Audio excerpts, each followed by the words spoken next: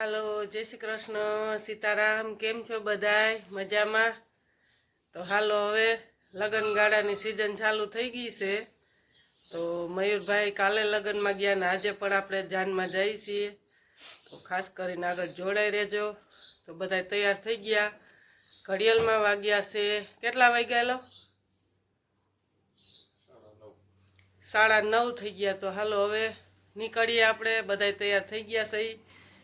તો જય માતાજી. કઈ બાજુ જાનમાં જાય ખાસ કરીને આગળ જોડાઈ રહેજો, બહુ મજા આવશે. જય માતાજી.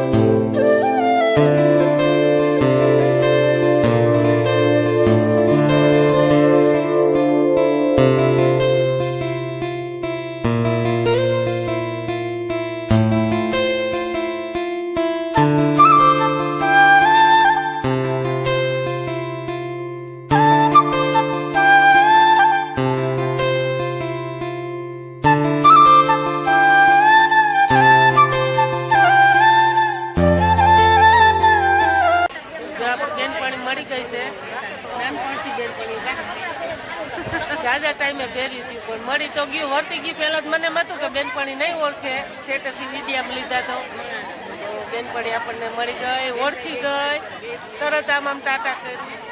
તો આપણી બેનપણી છે, તો આપણી બેનપણી વિડીયો હવેથી જોહે તો એમાં આવશે.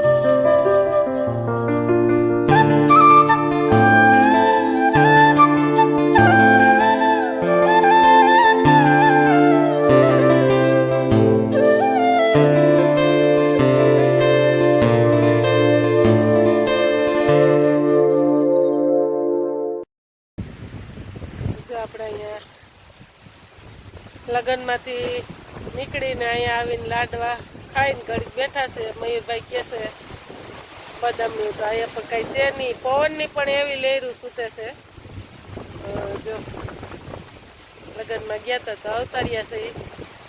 તો રમેશભાઈ અહીંયા ફેરા થઈ ગયા, આપણે યુટ્યુબર, અને બધા સગાવાલાને મળ્યા ગણીને બહુ મજા આવી. બેનપણી ઘણી પણ મળી ફ્રેન્ડનું આપણી. તો વિડીયો સારો લાગે તો ખાસ કરીને લાઈક કરજો, શેર કરજો અને સબસ્ક્રાઈબ. ને હા, એક બીજું પણ તમને કહું કે હું વાલી પ્રવાસ હતો. એટલે વાલી પ્રવાસ એટલે એ લોકો આપણે ગયા પછી આપણે વાત કરી તો કે હા એ કે વિડીયો બનાવવો છે, તો આપણે બનાવ્યો. પણ એ પણ આપણે અલગથી એક વિડીયો રાખશું.